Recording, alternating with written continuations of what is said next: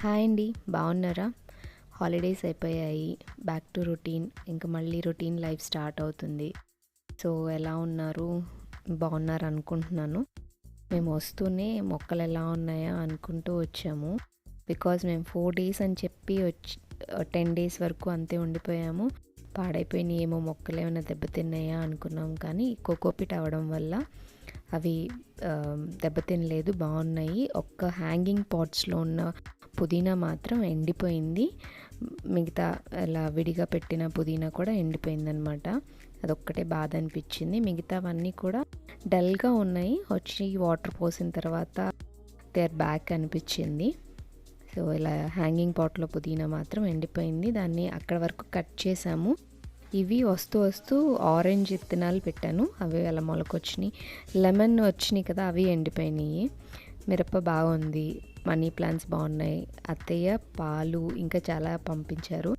So అత్తయ్య పంపించిన పాలతోనే tea పెట్టేసుకొని డే స్టార్ట్ చేసాము. లైక్ ఆల్రెడీ 2 days వాళ్ళకి స్కూల్ మిస్ అయిపోయింది. అందుకని ఇక వచ్చిన వెంటనే స్కూల్కి రెడీ చేయడం స్టార్ట్ చేసాం. వెళ్ళాలి, మిస్ చేయొద్దు అని చెప్పి. సో వాళ్ళు ఎగ్జైటెడ్గా ఉన్నారు. ఇన్ని రోజులు స్కూల్ మిస్ అయ్యారు కాబట్టి. తెచ్చుకున్నవి పాలు మొత్తం కాసేసాను, బికాజ్ మళ్ళీ ఇరిగిపోతాయేమోనని భయం వేసింది. జర్నీ చేసి వచ్చాం కదా. సో వాళ్ళకి పాలు కలిపించి ఓట్స్ కలిపాను. బికాజ్ రెడీగా ఏ పిండి లేదు, ఇదైతే హ్యాపీగా తినేసి వెళ్తారు అనిపించింది. సో వాళ్ళని స్కూల్లో డ్రాప్ చేసి ఇలా కావాల్సిన కొద్దిగా కూరగాయలు తీసుకొని వచ్చాము. అల్లం ఎప్పుడైనా ఇలా కడిగి ఆరబెట్టుకొని ఫ్రిడ్జ్లో పెట్టుకుంటే చాలా రోజులు నిల్వ ఉంటుంది. ఇల్లు క్లీనింగ్ కూడా చేసేసుకున్నాను. తర్వాత ఊరు నుంచి తెచ్చుకున్నవన్నీ సర్దుకుంటూ ఉన్నాను. వంకాయలు అక్కడ వీళ్ళు చెక్కలు చేశారు. పిల్లలు ఉండలు పెట్టేస్తూ ఉంటే అత్తయ్య ఒత్తుతూ ఉన్నారు, నేను చేశానన్నమాట. సో అలా ఇవి అప్పుడు తినడానికి చేసుకున్నాం, కానీ మేము అనుకోకుండా బయలుదేరేటప్పటికి అవే తెచ్చేసుకున్నాను. బూందీ ఇంకా అత్తయ్య ఆల్రెడీ అరిసెలకి మళ్ళీ పాకం పట్టి సలమిటి చేసి ఉంచారనమాట. ఇది ఇలా ప్యాక్ చేసి తెచ్చుకున్నాను. ఇక్కడ వండుకోవచ్చని కొంచెం అత్తయ్యకి ఉంచేసి మిగతా ఇంకా మినపప్పు, పెసరపప్పు, అసలు వాట్ నాట్. నేను ముందే చెప్పినట్టయితే 1 day మేము బయలుదేరుతున్నాము అని ఇంకా పెట్టేవాళ్ళు అనమాట. ఇవన్నీ కూడా అత్తయ్య దగ్గరే తెచ్చుకున్నాను. ఇవి గిఫ్ట్గా వచ్చినాయి అనమాట. అవి పిల్లలకి బాగా నచ్చి కావాలంటే ఇంక తెచ్చేసాను. లైక్ ఐస్ క్రీమ్స్ కానీ ఏదైనా స్వీట్ కానీ తినడానికి బౌల్స్ చాలా బాగున్నాయి. స్టీల్వి, చాలా క్వాలిటీ కూడా అనిపించినవి. గిఫ్ట్గా ఇచ్చినవి ఇవన్నీ. రిటర్న్ గిఫ్ట్స్ ఇస్తూ ఉంటారు కదా, అవన్నమాట. మాకు ఎప్పుడైనా ఇంటి దగ్గర చాలా ఉంటాయి, నచ్చినవన్నీ ఇలా తెచ్చేసుకుంటూ ఉంటాం అనమాట. ఇది ఫ్లాస్క్ విత్ 3 cups వచ్చింది. సో బాగుంది అనిపించింది. ఇది కూడా తెచ్చేసాను. ఇలా అత్తయ్య అన్నీ వాడరు, అక్కడ పెడుతూ ఉంటారు. సో మాకేమైనా నచ్చితే మేము ఇలా తెచ్చుకుంటాం అనమాట. ఇంకా తీసుకెళ్ళమని చాలానే చూపించారు, కానీ మాకు కుదరదు, పట్టవు అని చెప్పి మేము తెచ్చుకోలేదు. ఇది ఒకటి హాట్ బాక్స్, ఇది కూడా బాగా అనిపించి తెచ్చుకున్నా.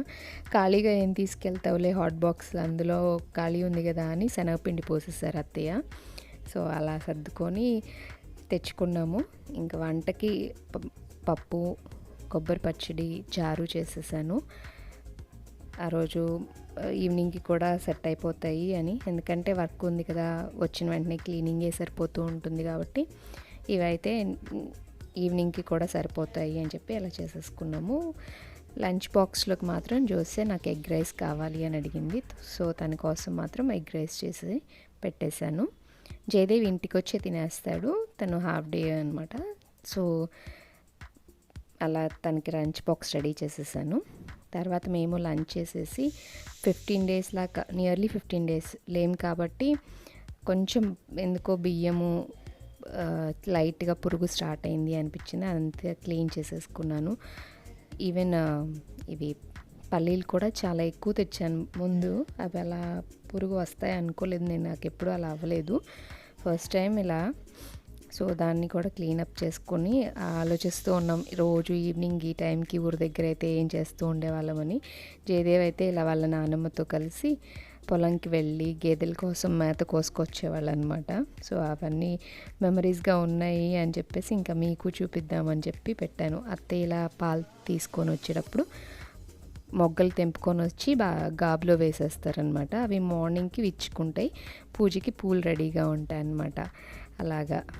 అండ్ మేము అమ్మ వాళ్ళ ఇంటికి వెళ్తూ మధ్యలో ఇలా కొన్ని ప్లేసెస్ ఉన్నాయి, లైక్ మెమరీస్గా చాలా బాగుంటాయి, బ్యూటిఫుల్. అక్కడ స్పాట్ నుంచొని చూడడానికి బాగా అనిపిస్తాయి అన్నమాట.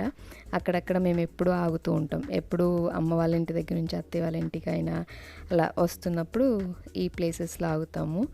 ఆర్టీసీ బస్ కూడా క్యాచ్ చేద్దామని వీడియో తీసాము. లైక్ మీ అందరికి కూడా ఇవి చూపించవచ్చు అనిపించింది.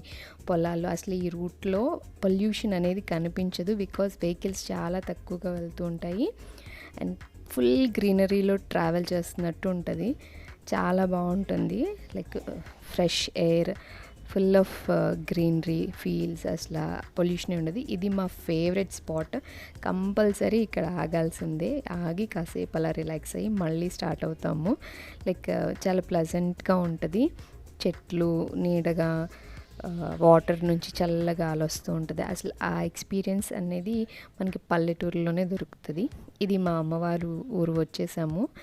ఇక్కడ కూడా అది కోనేరు అనమాట, దేవాలయం కింద ఉంటుంది ఆ కోనేరు. సో ఈవినింగ్ బాగుంది సన్సెట్ అని చెప్పి అమ్మ వాళ్ళ ఇంటి దగ్గర తీసాను. పక్కనే కొండ అనమాట, సో బాగుంటుంది, లైక్ ప్లెజెంట్గా అనిపిస్తుంది. కొండ మీదేమో వెంకటేశ్వర స్వామి అనమాట. ఈ టెంపుల్ వచ్చి ఎప్పుడో రాజుల కాలంలో కట్టింది, చాలా ఓల్డ్ టెంపుల్, చాలా బాగుంటుంది. కుదిరితే ఈసారి అది కూడా నేను చూపిస్తాను.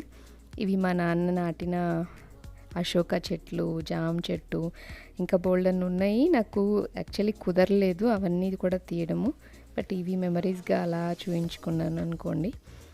ఇవి పూజ కోసం అందరూ కోసుకెళ్తారు ఆ చెట్టు నుంచి పూలైతే.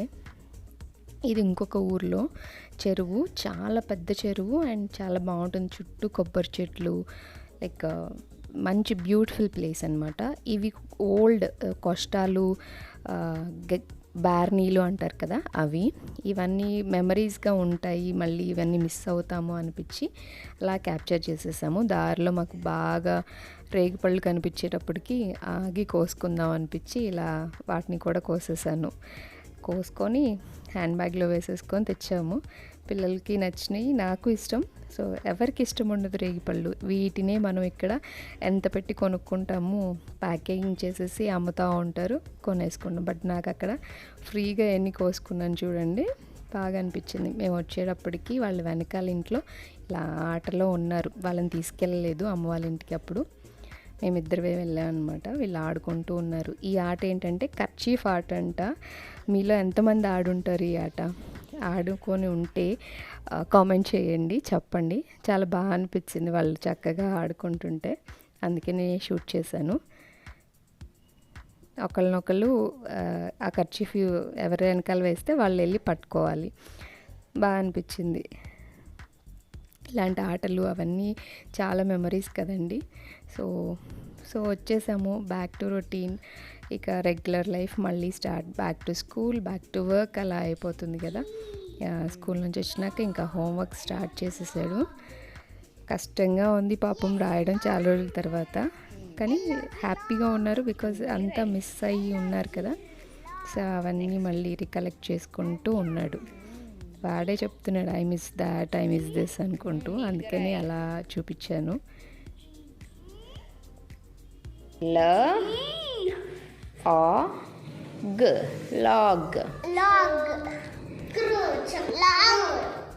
లాగ్ అంటే ఏంటిది? లాగ్ అంటే ఒక ట్రీ ఉంటుంది కదా, ఇప్పుడు పెద్ద ట్రీని కట్ చేస్తే వస్తుంది చూసావా, అది లాగ్. మళ్ళీ రై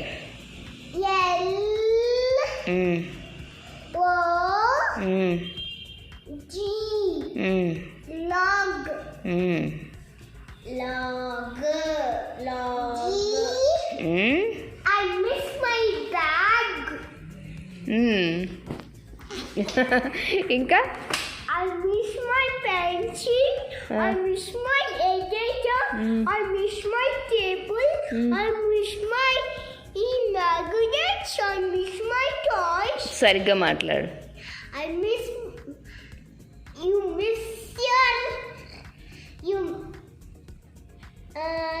your tea. ఉండు అని మాట్లాడి. I miss my boy. I miss my school. I miss my dress. Jayadev కొంచెం టైప్ తీసుకున్నాడు కానీ సెట్ అవ్వడానికి మళ్ళీ back to school. Zosia okay, first day నుంచి తను నాకు ఈ లెసన్స్ అయిపోయినాయి, ఇవి కంప్లీట్ అయిపోయినాయి, నేను ఇవి మిస్ అయ్యాను అనుకుంటూ తను అవన్నీ కంప్లీట్ చేసుకుంటూ బాగానే సెట్ అయిపోయింది. యాక్చువల్లీ అంతకుముందు అయితే జోసియాతో కూడా నాకు ప్రాబ్లం ఉండేది హాలిడేస్ తర్వాత సెట్ అవ్వడానికి. బట్ ఈసారి అలా లేదు, తను ఇమీడియట్గా సెట్ అయిపోయింది. హోంవర్క్స్ అన్నీ తనంతా తనే చేసేసుకుంటుంది. చాలా బాగా అనిపించింది. లైక్ వాళ్ళు పెరుగుతున్న కొద్దీ వాళ్ళు మార్పులు చూపిస్తారు అనిపించింది. సో ఎలా ఉంది మా వ్లాగ్? నచ్చితే లైక్ చేసి షేర్ చేయండి. Thank you for watching.